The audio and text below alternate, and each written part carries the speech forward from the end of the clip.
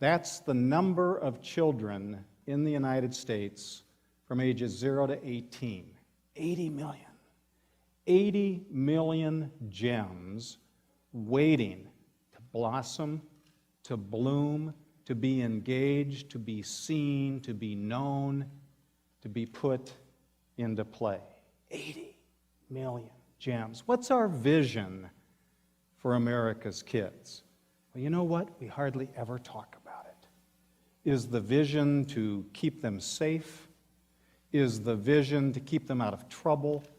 Is the vision to keep them in school? Those are all management and control ideas. Not very compelling. What is our vision for America's kids? So, because I love to go around and interview people, just about everywhere I am in the world, particularly in the United States, I do like to ask adults, what is your highest aspiration for our young? Some interesting things happen. No one has ever said, oh, this child of mine, my fondest wish is that they will ace statewide benchmark math and science tests when they're 16. I've never heard anybody say, oh, my fondest wish is that this young person will help make America more competitive in the global economy. No, when you actually listen to people's statements about their dreams for our kids, you hear a very different language. Kids who experience joy, kids who are connected and engaged, kids who fall in love with their life and all of life, kids with kindness and generosity, kids who are happy, kids who contribute. That, my friends, is the language of human thriving. And it's the language of quality, isn't it? Not the language of quantity. Kids of joy, happiness, connection, engagement, fulfillment, kindness, compassion, generosity. The language of thriving.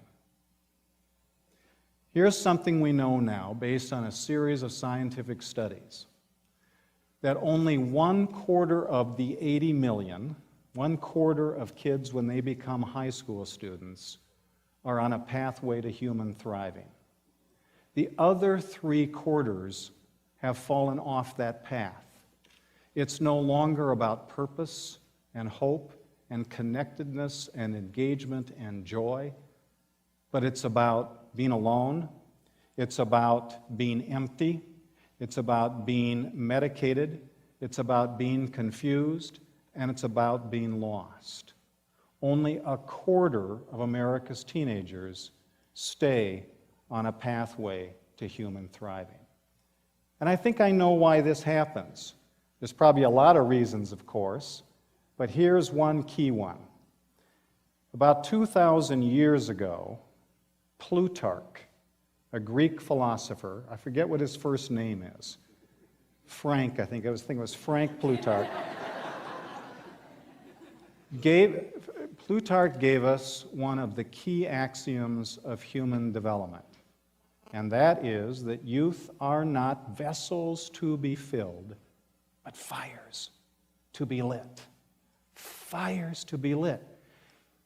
What he's talking about, and what we know in human development, is that the best of development is from the inside out, not the outside in. In this nation, we've forgotten that, by and large, and we do an awful lot of development, don't we, from the outside in. Fill the empty vessel with information, factoid, idea, ideals, values, expectations, and demands. Some of that's okay. But the real question of human development is letting this emerge in life. And what is this? What is this fire? The core idea in human thriving is the identification of that fire, that inner light, that human spark. I've been working in this space now for about 10 years. My team of scientists and I at Search Institute have been creating a science of human thriving with a particular eye to children and teenagers. Thriving begins with the idea of the human spark. It's the metaphor I use to define that animating engine, that thing about a young person that gives them joy and energy, the reason why some will seek to actually get up in the morning and get moving, something that gives their life hope and direction and purpose.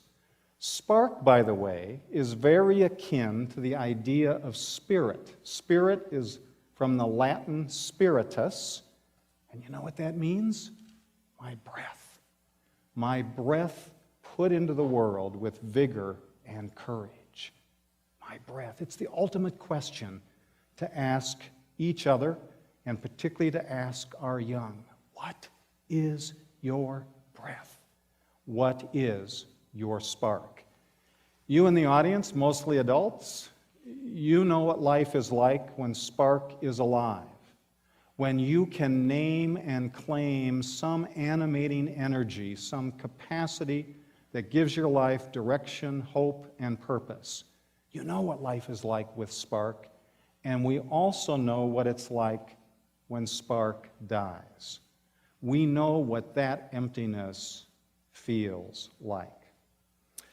We've conducted a series of national representative sample studies in the last few years, numbering 6,000 or 7,000 middle school and high school kids, to inquire about their spark and the biography of their spark, and does anybody know, and does anybody care, and does anybody actually nourish this spark? The initial question goes something like, tell me what it is about you that gives you joy and energy. What's going on in those moments when life feels the richest and the fullest with purpose and hope? What is your spark? I'm dying to know. Let me tell you some things that are incredibly fascinating about America's young people. 100% of middle school and high school students get the idea of spark in a heartbeat. They may not have used that word before, but once we tee it up, they know what it is we're talking about. And they'll oftentimes interrupt the interviewer and say, I know what that is. I know what that feels like. I know what it looks like. I could walk you into the cafeteria of my high school, and I could point out the kids with spark and the kids without. You can see it in the face, and you can see it in the body posture. 100% of kids get it. And then they say this, nobody's ever asked me this before. You really want to know what my spark is? Usually social scientists come in and they want to know about our drug use, our sexuality, our predilection to violence, our approach to school. Nobody has ever asked me to define my spark. 100% get it. 2/3 of America's young people can name at least one spark. A few can name two, and a few can name three. But 2/3 can quickly name one. Interesting that another 20% or so can name their spark with a little nudge from a caring adult, a counselor, a teacher, a parent, a grandparent, a neighbor, a youth program worker. They can pull it out of you. What is it about you that gives you joy and energy and animates your life? There's 3 kinds of sparks as young people define them. For some kids, it's a skill or a talent. I love to make music. That's when life is the best. I love to draw.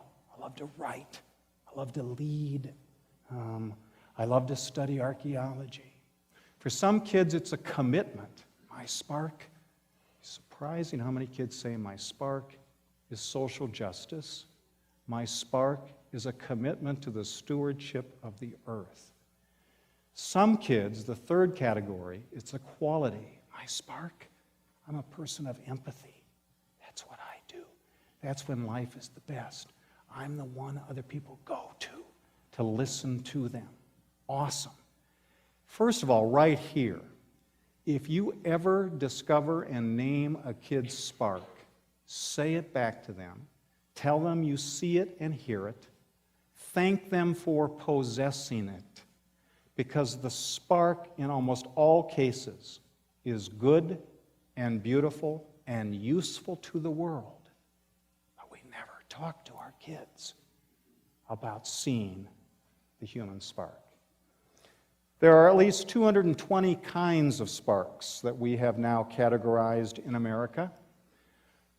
Here's something I wish for every city we come from, that at some point there would be a census of the sparks of our kids, and that census would flood the media to put the story out into our cities about the rich ways that kids define their human spark. It gives us a whole nother lens. It draws us toward them rather than the images we have now of our kids, which is so often things that frighten us and push us away. Here are some of the leading categories of sparks: helping, serving, and volunteering, leading, learning a particular subject matter like archaeology, physics, French, service to the globe, that is stewardship of the earth, the preservation of the natural world, athletics, and the creative life. And the winner in all these categories is the creative life. Art, music, drama, dance, movement is the largest category in which sparks fall for America's kids. Interesting. That's the arena in which most kids say, I'm my best self. That's the arena in which most kids will say, this is where life is the fullest and the most hopeful. How are we doing in America in supporting art, music, drama, dance, movement? It's not that we want all those kids to necessarily become professionals in that field. It's about right now. Human development is about today. It's about how I awaken, how I am seen, how I am known, and how I am embraced. Have I mentioned my grandson Ryder yet? Ryder's 7 now, but when he was 4, he taught us a very important thing about the human spark. He reminded us that the spark is not necessarily the same thing as the work you do. So Ryder was on our deck, and he says, you know what? As he's holding up this hand, I am an artist. I don't know if it's the work I will do someday, but I am an artist. I am. Spark is a life orientation. It's an approach. It's a way of being present in the world. It may touch work.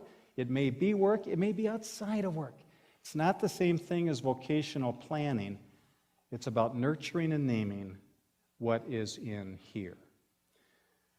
This mom is Leah Adler. Her son, when her son was 8, this is a story, by the way, that spark is not always pretty. When her son was 8, he cut off the head of a doll, put it on a plate of lettuce, brought it into his mother in the family room and said, isn't this cool? Doesn't this look great? When he was 12, he boiled a pot of water, put 6 cans of unopened cherries in it, waited for them to explode, and then filmed the cherries and the juice rolling down the walls of that kitchen. Now, most parents, what would we be doing? Seeking professional help, thinking reform school. Not Leah Adler. She's the mother of Steven Spielberg. And she cut him some slack, didn't she?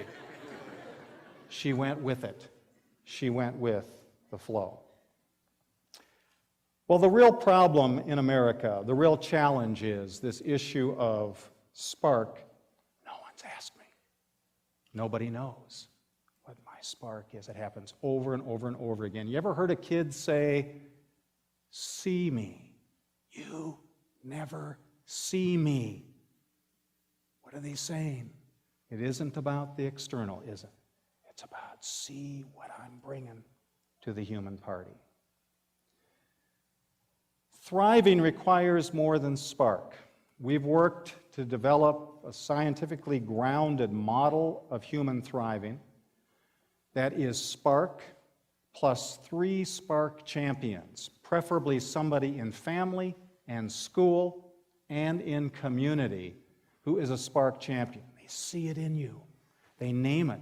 They affirm it. They run interference. They find you opportunities. They talk about you and your human spark. And then the critical nature of opportunity to express the spark. Great things happen, my friends, when kids experience these 3 ingredients.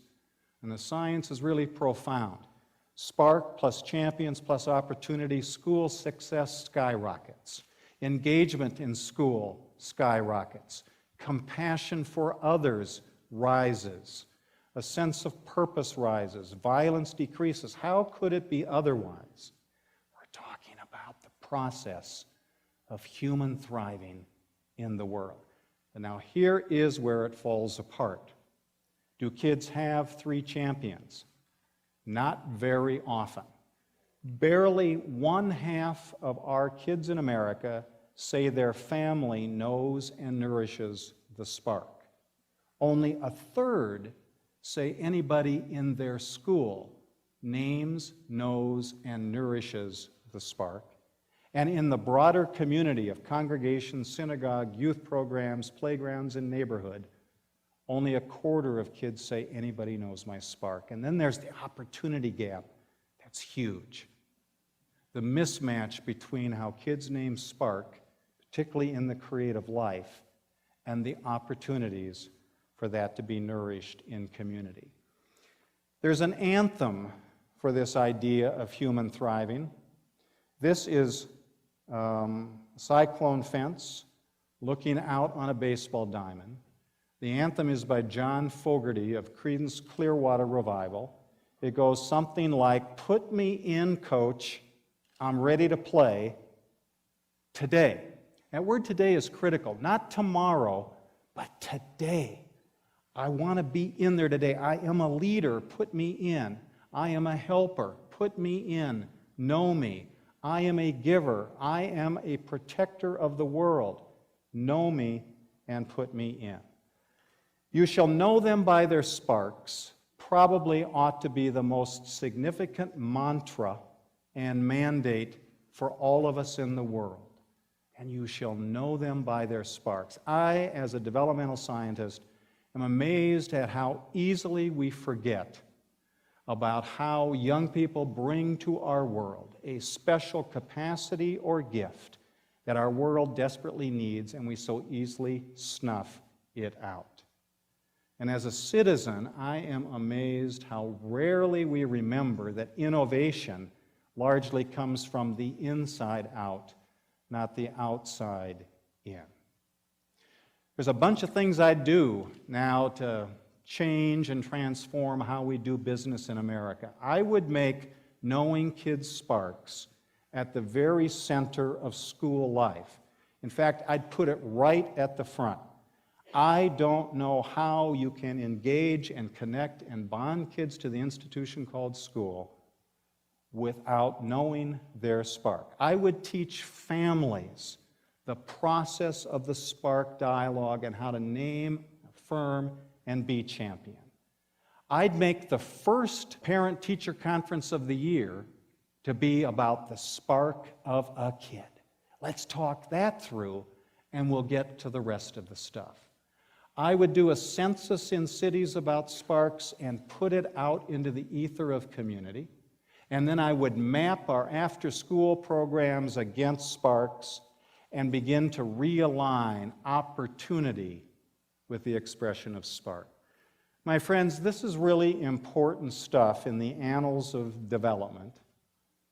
As you drive home tonight, I wish you would reflect some on your own spark biography, get used to that vocabulary and discourse.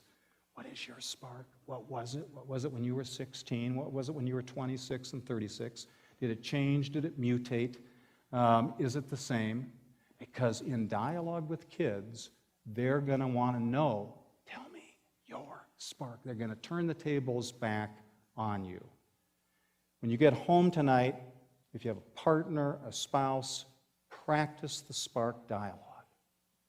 What is your spark? Who knows it? How can I help? Where do you express it? What gets in your way? What is your spark? And then tomorrow, find a young person in your family or somebody else's family and start the process. What is your spark? I am dying to know. We've got this power, my friends, in America, if we could mobilize our people to see differently, to know differently, and as we do that, we move toward our young rather than away from them. Thank you very, very much.